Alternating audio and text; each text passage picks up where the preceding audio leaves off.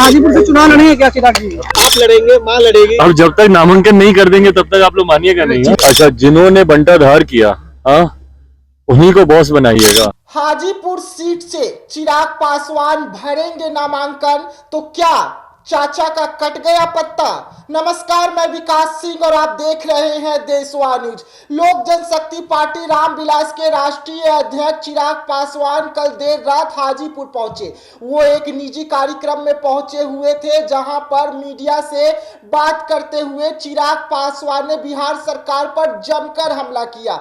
लेकिन मीडिया ने जब उनसे सवाल कर दिया कि क्या हाजीपुर सीट के लिए आप चुनाव लड़ेंगे, आप लड़ेंगे, आपकी मां लड़ेगी, वैसे में चिराग पासवान ने साफ कह दिया कि मैं नामांकन भरूंगा तभी आप लोग मानेंगे क्या कि मैं हाजीपुर सीट से चुनाव लड़ूंगा।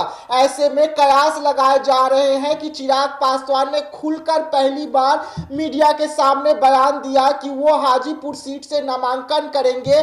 ऐसे में क्या एनडीए से अब पशुपति पारस का हाजीपुर सीट से पत्ता कट गया है? और अगर पत्ता कट गया है तो पशुपति पारस यानी कि चाचा का क्या होगा? अब ऐसे में क्या कुछ कह रहे हैं चिराग पासवान, पहले हम आपको सुनवाते हैं। ये संवाद करने की जरूरत क्यों पड़ गई, क्या तैयारी चल रही है?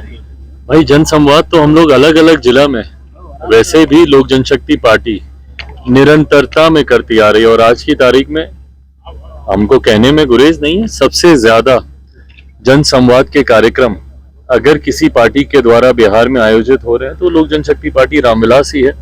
बिहार के अलग अलग जिलों में भले हमारे कार्यक्रम हो, हमारे संगठन के कार्यक्रम हो, संकल्प यात्रा, बिहार फर्स्ट, बिहारी फर्स्ट संकल्प यात्रा पे आपने देखा ही है कि तमाम प्रकोष्ठों के प्रदेश अध्यक्ष, हमारे पार्टी के प्रदेश अध्यक्ष राजू तिवारी जी के नेतृत्व में वो लोग भी यात्रा पे निकले हैं। तो जहां एक तरफ संगठन को मजबूती देने का कार्य निरंतरता में हो रहा है, तो वहीं दूसरी तरफ जनता से संपर्क करके, सीधा संवाद करके उनकी समस्या, उनकी अपेक्षाएं को पूरा करने का प्रयास बिहार फर्स्ट, बिहारी फर्स्ट के माध्यम से किया जा रहा है। हाजीपुर के लिए क्या होगा? हाजीपुर का पत्ता नहीं खोल रहे हैं आप।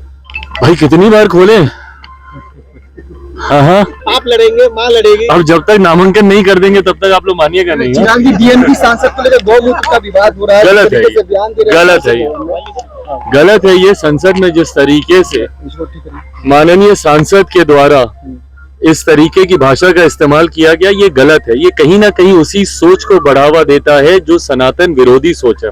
खैर, इसके पूर्व में भी उनके कई वरिष्ठ नेता सनातन धर्म को समाप्त करने की बात पहले भी कर चुके हैं। ऐसी बातों को निरंतरता में उठाकर समाज में असंतोष उत्पन्न करना, समाज में बंटवारे की भावना को बढ़ाना। प्रधानमंत्री जी ने चुनावी 3 राज्यों में चुनाव की जीत के बाद अपने संबोधन में खुलकर और स्पष्ट तौर से ये बात कही है कि ऐसे लोगों से सावधान रहने की जरूरत है जो समाज में बंटवारे की राजनीति, समाज को बांटने की सोच के साथ जो लोग राजनीति करते हैं। ये उसी का एक उदाहरण है। बहरहाल, आज सदन में उन्होंने माफी भी मांगी है, इस पे खेद उन्होंने व्यक्त किया है। मैं उम्मीद करता हूं कि भविष्य में कम से कम लोगों की भावनाओं के साथ खिलवाड़ करने वाले इस तरीके के बयान सामने नहीं है। सर, हाजीपुर से चुनाव लड़ेंगे क्या चिराग जी? भाई, अभी तो हम बोले। सुना आपने कि किस तरीके से चिराग पासवान बयान दे रहे हैं और साफ तौर पे कह रहे हैं कि हाजीपुर सीट से आगामी 2024 लोकसभा चुनाव के लिए वो नामांकन करेंगे। अब कयास लगाए जा रहे हैं कि ऐसे में चाचा का क्या होगा? क्या चाचा का हाजीपुर सीट से पत्ता कट चुका है? चाचा कहीं और से चुनाव लड़ेंगे या चाचा निर्दलीय चुनाव लड़ जाएंगे हाजीपुर से और चिराग को चुनौती पेश करेंगे? अब देखने वाली बात होगी कि इस पर एनडीए क्या करती है। चिराग पासवान बार बार हाजीपुर सीट को लेकर दावा ठोक रहे हैं और कह रहे हैं कि हाजीपुर सीट से लोक जनशक्ति पार्टी रामविलास ही चुनाव लड़ेगी। वैसे में चाचा भी बार बार दावा ठोक रहे हैं कि हम चुनाव लड़ेंगे, लेकिन पहली बार चिराग पासवान ने साफ कर दिया कि वो नामांकन करेंगे हाजीपुर सीट को लेकर। अब देखने वाली बात होगी कि चाचा पशुपति पारस का क्या कुछ होने वाला है। तो फिलहाल देशवा न्यूज में इतना ही। देश दुनिया की तमाम खबरों के लिए बने रहिएगा देशवा न्यूज में। तब तक के लिए मुझे दीजिएगा इजाजत। धन्यवाद। देशवा न्यूज पर वीडियो देखने के लिए लाइक करें, सब्सक्राइब करें, साथ ही बेल आइकन दबाना न भूलें।